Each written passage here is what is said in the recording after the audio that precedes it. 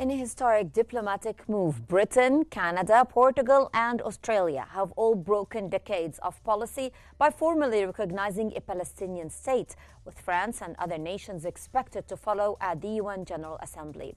Israel's occupation army, meanwhile, continues its war on Gaza, while Netanyahu vows that there will never be a Palestinian state and even pledges more settlement expansion in the West Bank. Is this wave of recognition a turning point for Palestinian statehood, or will Israel retaliate with annexations? And how far will Europe go in confronting Israel's defiance? And will Washington remain increasingly isolated as its allies move closer to Palestine? We'll try to answer some of these questions in this edition of In Depth with me, Al-Hamalawi. Stay tuned.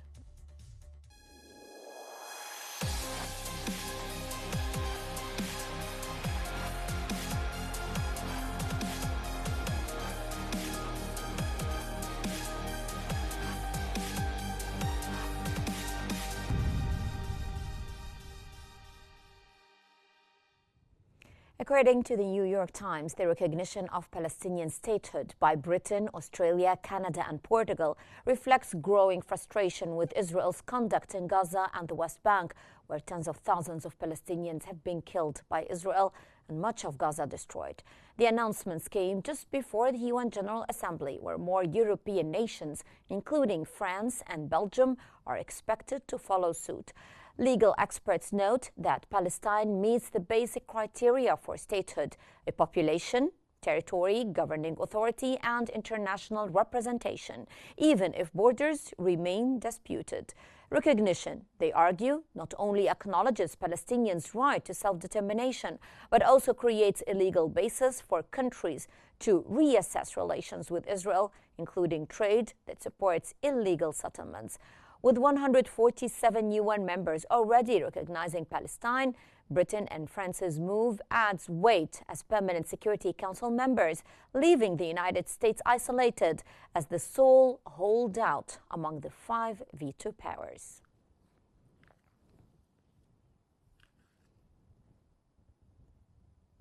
The Guardian has reported that the recognition of Palestine by the UK, Canada and Australia is deepening global diplomatic fractures, particularly between Israel and its traditional allies. Israel's occupation army, supported by the Trump administration, has responded with threats of annexing large areas of the West Bank, including proposals to claim sovereignty over up to 82% of the territory. These moves risk isolating Israel further from Europe, many of which regard annexation as crossing a red line. Washington had warned its allies that Israel would retaliate, but for now, the U.S. appears more likely to refrain from blocking Israel's actions rather than opposing them. The shift underscores a growing estrangement between the U.S. and its closest allies. Meanwhile, key Israeli right-wing ministers like Itamar Ben-Gvir and Bezalel Smotrich are pushing intensely for annexation.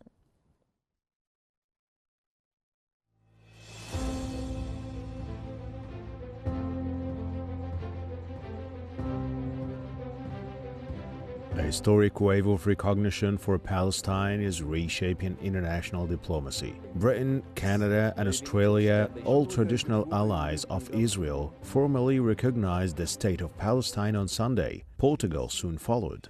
Other nations, including France, are expected to follow suit at the United Nations General Assembly this week.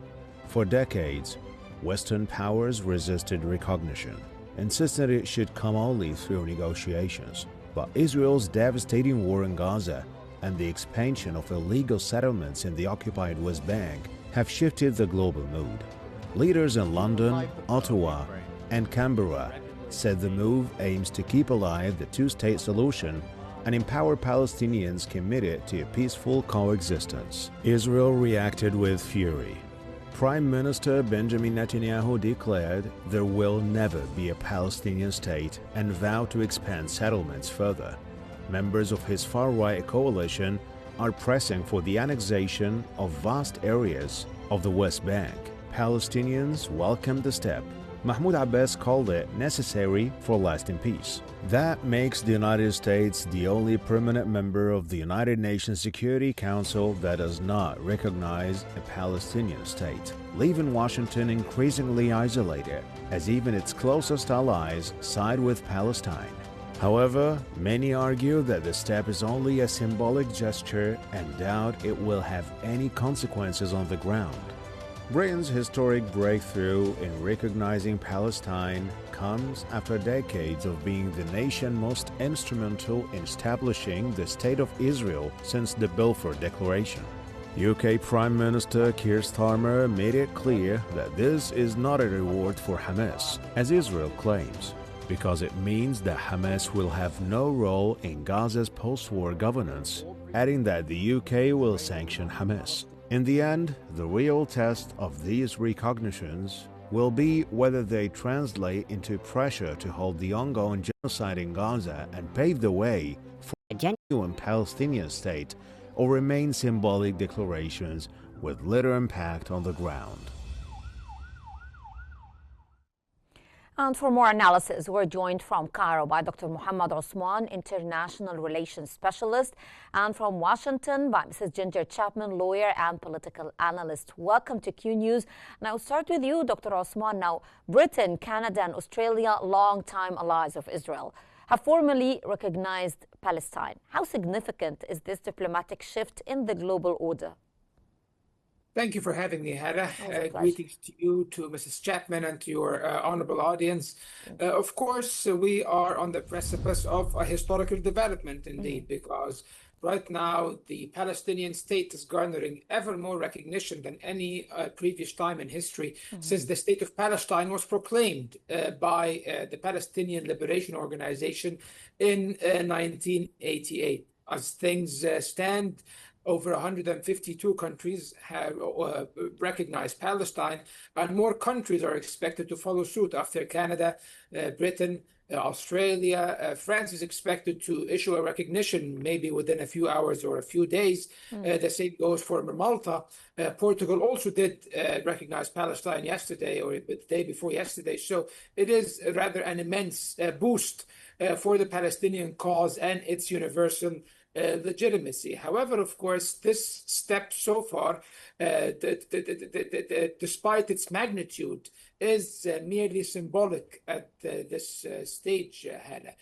As you very well know, you recognizing something, this something has to exist on the ground first. It has to have a physical existence that is touchable, tangible, and able to function properly so that it might actually be meaningful one way or the other.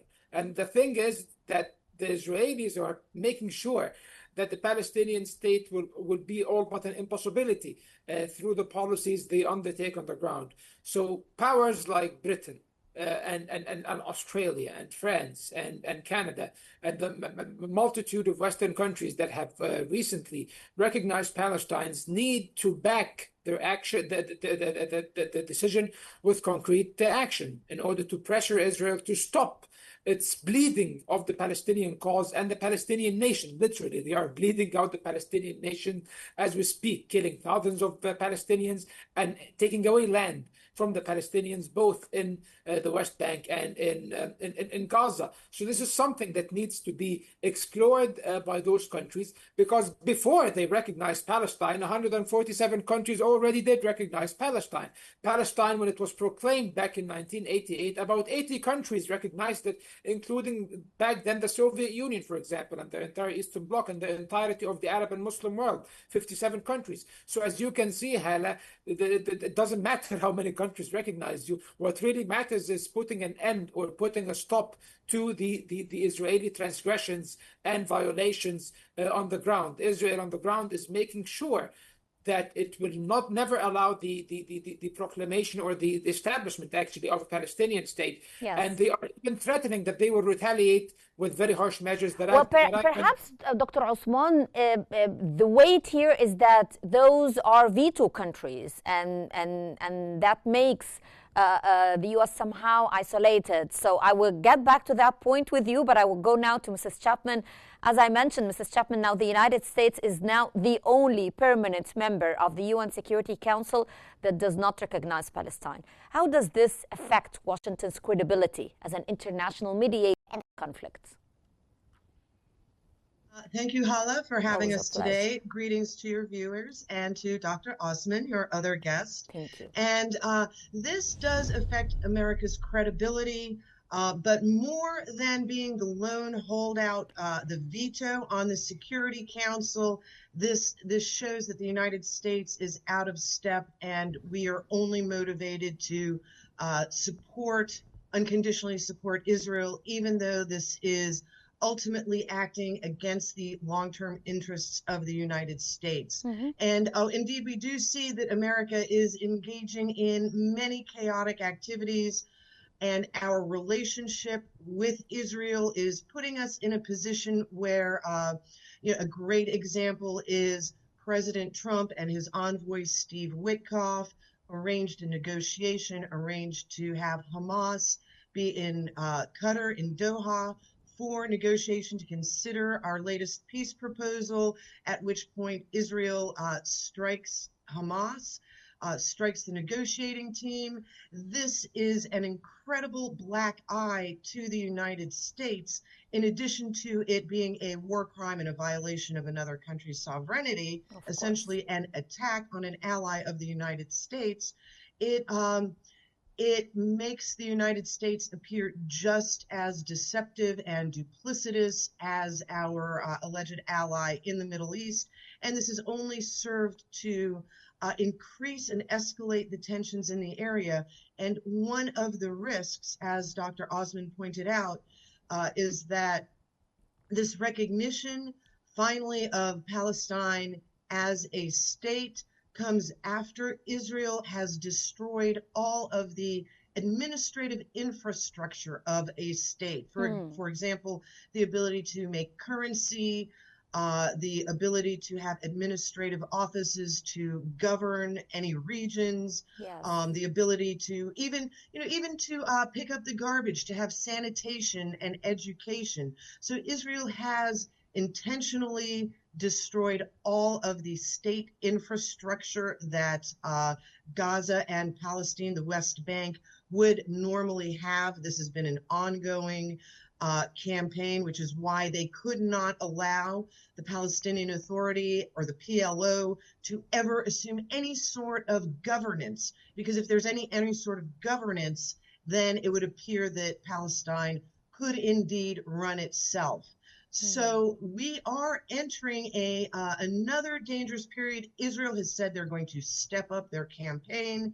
Indeed, we have seen they have stepped up the rate of bombing, bulldozing buildings, habitations, destroying hospitals, schools. They've stepped up the rate of, the rate of slaughter in Gaza. And we have two dangers here. One is that France, England, the United Nations, they say that the process of recognition is what will be an effective disarmament of Hamas by allowing another form of governance to take shape. So the recognition process and the peace process will shut Hamas out of a new Palestinian state. The danger is getting bogged down in this administration so that the process itself becomes the obstacle. And the other danger that we are seeing is that,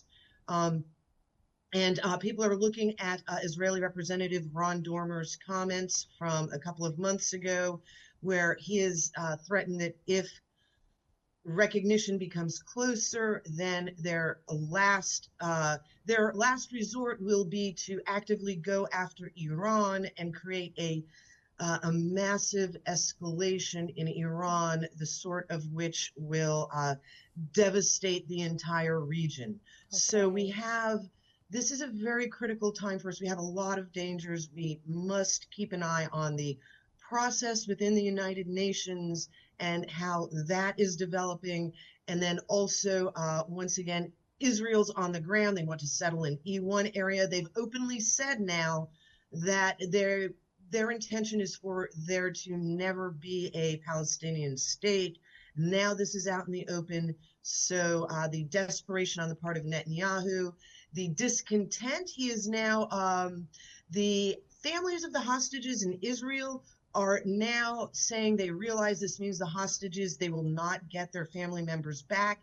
The government of Israel has turned against the members of the hostage families, calling them traitors and obstacles to essentially to Netanyahu's agenda. So the unrest in Israel is increasing. More people are fleeing Israel as it gets Netanyahu's more agenda, extreme. which is not announced to the Israeli population, right? Correct. And this is all coming out as developments, as things develop. And a result of that is the more moderate Israelis, the more secular Israelis are leaving Israel. Of course, this leaves Israel with a more radicalized population that feels the world is against them, at the same time that the rest of the world is indeed looking at Israel and attempting to stop the genocide and the massive expansionist land grab, which is destabilizing the entire region. Yes. So once again, we see this situation is on the brink of spiraling out of control. This is why the United Nations process over the annual meeting is going to be very revealing. Keep an eye on what Israel does and says. And also the United States. We are in our own disarray and chaos here in the United States, and our support for Israel is becoming a battle within the American people. Yes. So Obviously. the United States is volatile, Israel, the region. Even though the recognition is coming, we are entering the most dangerous period. Yes. Dr. Osman, now with France leading the push at the UN General Assembly, why there are other European states, on the other hand, reluctant to recognize Palestine, like Germany? And do you see momentum towards Palestine's full UN membership? And also, I'd like you to comment on what Ms. Chapman said regarding the dangers facing the region as a result of such recognition.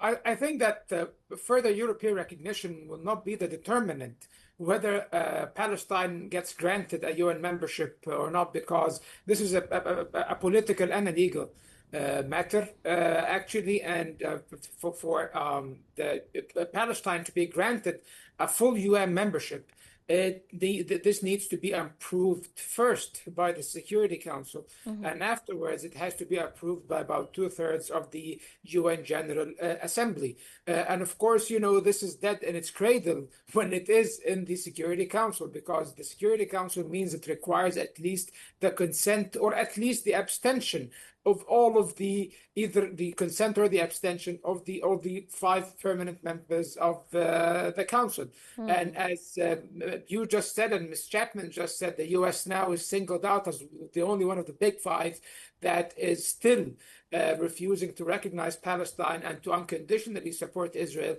Of course, they will veto such a motion. So basically, this will never happen, unfortunately, as long as the United States maintains its position of the Israel-Palestine conflict. So the idea of Palestine obtaining UN membership, it doesn't matter of all the 193 member states, including the United States, if they recognize Palestine. But the United States still maintains that Palestine should not be a member of the United Nations, that it will not be a member of the United Nations. So this is the unfortunate state of affairs that we have reached. And of course, this just exposes how flawed the international system is and the UN system is. This system that was established in the post-World War II era is now basically obsolete. It does not fit the current circumstances and the current conditions anymore. And as for what Ms. Chapman alluded to, the idea of regional escalation, of course, I do completely agree with her, because I think that the Israelis are pushing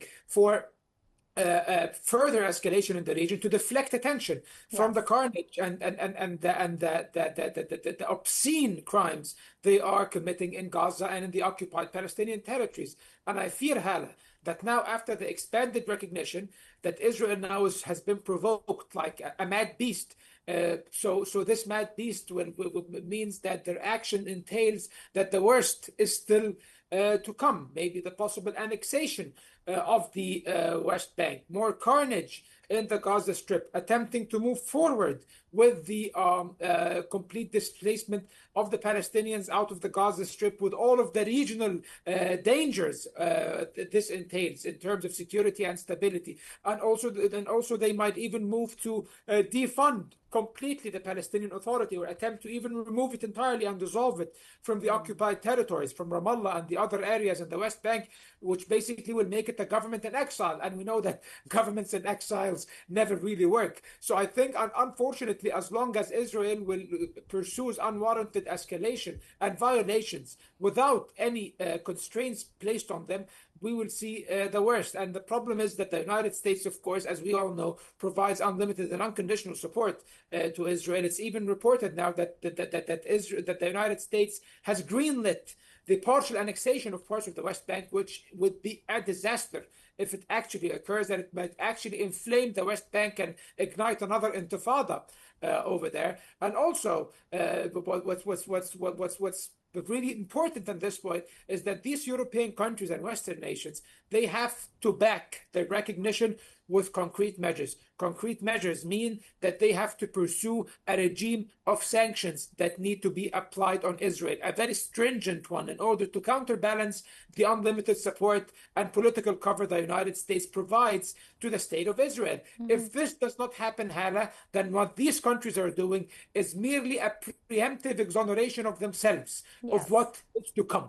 Yes, and we have just seen footage now on the screen reminding us of the United States vetoing even reaching a ceasefire in Gaza.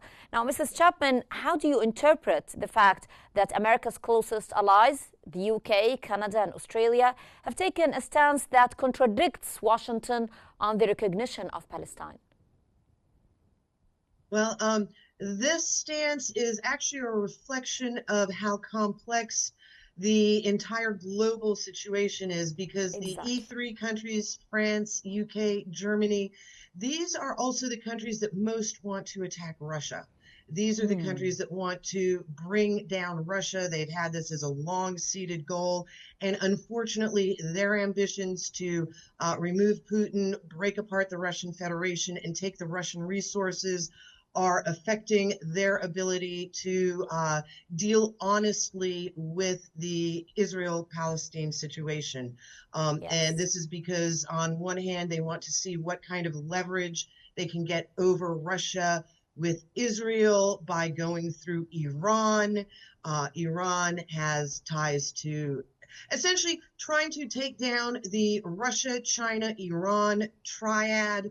They are going to try to go through Israel. And so they have contradictory goals, the E3 and the rest of the Europe. Well, the E3 and specifically, they have contradictory goals. They are torn between their desire to take down Russia and going through Iran. They're caught in this very unusual situation with Israel, which is complicating things further. And at the same time, the United States, once again, our foreign policy is in chaos. We are spread out too thin all over the world. We're thinking about Bagram Air Base in Afghanistan, regime change in Venezuela, fighting the cartels in Mexico. And it looks as though we're finally pivoting away from China, because we have realized that we need to focus on our own hemisphere as the global situation becomes more dire, focusing back in on the Middle East. Once again, as Dr. Osman said, Israel is going to become more desperate. They are tactics of destroying the settlements in the West Bank. And the United States is going to try to back them as best we can. What we really need to get around the United States' dogged support of Israel is really the rest of the countries to embargo Israel, to institute arms embargoes, economic embargoes, ships not using their ports, do not let their ships enter other ports. We really need a global economic embargo effort on the part of all these other countries to get around the United States blockage in the United Nations and the other entangled cross-country politics. And one more thing I was going to mention. I will just turn it back over to you, Hala. Thank you. Okay, but because you just made me feel that the world now is like we're looking at a chessboard where everyone has various interests and we're expecting the next move. So yes, you're absolutely right, and I will go back to you again. Yes, it's a chessboard, right? Yes. And Dr. Osman Netanyahu vowed that there will be no Palestinian state. He also said that Israel plans to retaliate by annexing more parts of the occupied West Bank. Now, how will this open defiance affect Israel's already strained relations with Europe?